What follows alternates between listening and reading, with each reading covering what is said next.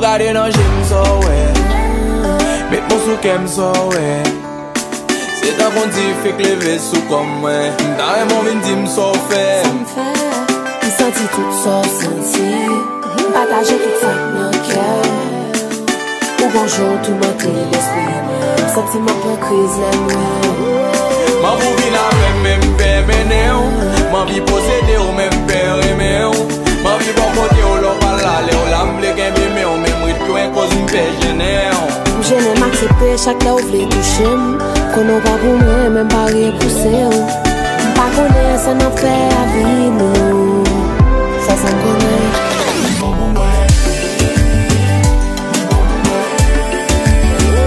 Ou tan pou maladi mwen pa vle geri, ou tan pou yon doule mwen pa vle fini.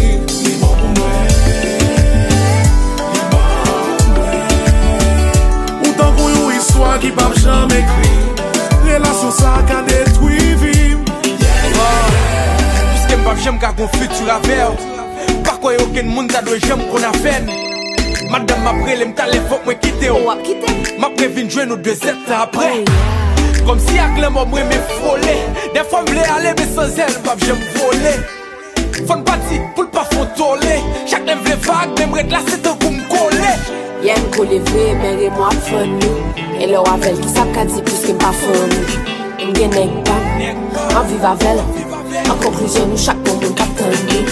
M konen mwen men pak jam ple fe la bu, nou de gwa moun ne vin te dim tap avel pou la vi. M want de det, mwen sak fet la fin fet, m konen gen nek, m regret men.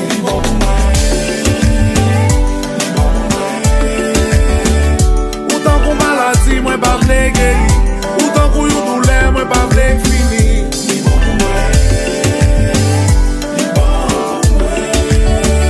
Ou tan pou yon histoire qui pa jamais écrit, relation ça ka détruit vim. Eske lem loin ou sonje j'aime sonje ou la, eske chaque fois ouais mwen fè kè ou bat. Eske ou regrette, j'aime regrette tout ça n'fait, puis j'aime fè tourner chaque lem fè back. Avle ménage mwen kite, m'apre tout seul passe avem yo.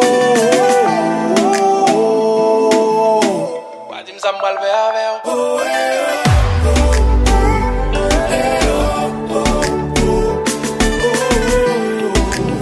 Ça, faut ta camper ça. Eh oh, oh oh oh oh, on fait camper ça.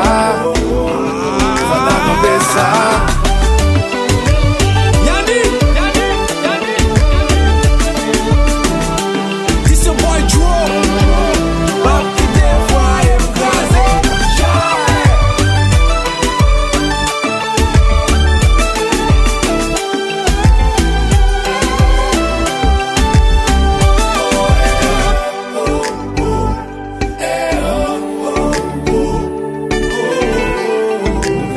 Ça, faut ta camper ça.